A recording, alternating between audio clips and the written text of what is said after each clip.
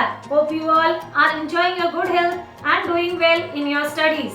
So let's continue this chapter, chapter 11, that is part 2, modernization in history. In previous module we discussed about two very popular wars, that was Opium Wars. During 1839 to 42, Britain occupied China and snatched the Qing dynasty power from there. In this manner, in year 1854 to 60, another Opium War took place where again China was being defeated. People of China were not satisfied. There were three views in their mind. They want to get once again the supreme power in their country, that is how to become sovereign. Second question in their mind was that how to end up the humiliation of the foreign companies in China. And third and very important idea in their mind was that how to remove inequality and how to establish development and equality. In this manner, we will see in this module that the establishment of Republic in China as well as the rise of Chinese Communist Party. So let's begin this module. Two great personalities who brought the idea of Republic and Chinese nationalism. These were Liang Qichao. Liang Qichao, by using the traditional idea in new and different way, he introduced Chinese nationalism among people. And Yet Sen was the founder of modern China and he established Republic Party in 1911 AD.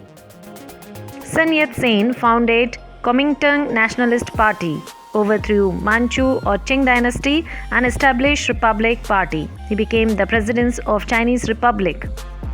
Mao Se Tung was born on 26 December 1893 in a small village of China, and he worked on his family's farm for most of his childhood. At 16, he left home to attend the school in nearby city. Mao became one of the first members of the new Chinese Communist Party in year 1921, as well as the Nationalist Party in 1923. He was a very influenced member in both. On October 1, 1949, the chairman of the Communist Central Committee and one of the most influential men in China, Mao announced the formation of People's Republic of China. He declared himself as emperor. Mao died on September 9, 1976 at the age of 81. Ching Ki Shek was born in Fegua, China on October 31, 1887. His father died when he was a child, leaving the family in extreme poverty. He was sent to live with the relatives but ran away and joined the provincial army, where he then sent to the military academy in Poiting. In 1907, he attended the Military State College in Tokyo, Japan. Ching was nationalist and became head of the Whampoa Military Academy in 1924. In 1926, Ching commanded a powerful army which aimed to unify the China and fight communism. He established a local government centered in Nanjing, which was around the China that time. In an effort to rebuff a Chinese invasion in 1937, Ching collaborated with the Mao Se Tung and his army. After the bombing of Pearl Harbor, the United States helped to fund Ching and his government. When Mao Se Tung established People's Republic of China, Ching and his army fled to Taiwan. Towards the rise of Communist Party of China, we need to remember one very popular incident that took place, and it was Long March. In year 1934, Ching Ki Shek, he attacked upon communist-held area with a strong army, and thereafter they forced communists to move or escape away from their base.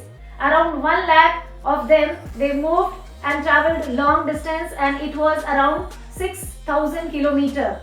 And then they moved towards the northwest area of China, and this movement only is called as Long March. So the result of this long march was they covered the area and they distributed the covered area among the peasants. So this was the incidents. Further we will see with the help of video. After the Japanese occupation of Manchuria, a wave of anti-Japanese feelings swept to the country. As a result, there was a nationwide movement to boycott Japanese goods. However, Kuomintang, led by Ching Ki Shek and Communist Party failed to unite against the Japanese aggression. The Communists gave all call for anti-Japanese resistance, but they were not willing to ally with Chiang Kai-shek. Chiang Kai-shek's army launched operations against the Communist strongholds, but not against the Japanese.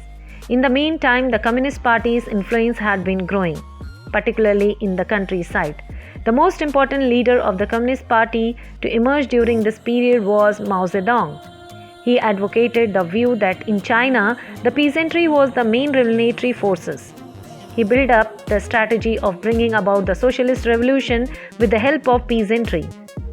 In 1934, Chiang Kai-shek launched an attack on the communist-held area in southern China with the help of million-strong army. The communists were forced to give up their base and to escape. About 1 lakh of them moved in Yan'an in the northwest China.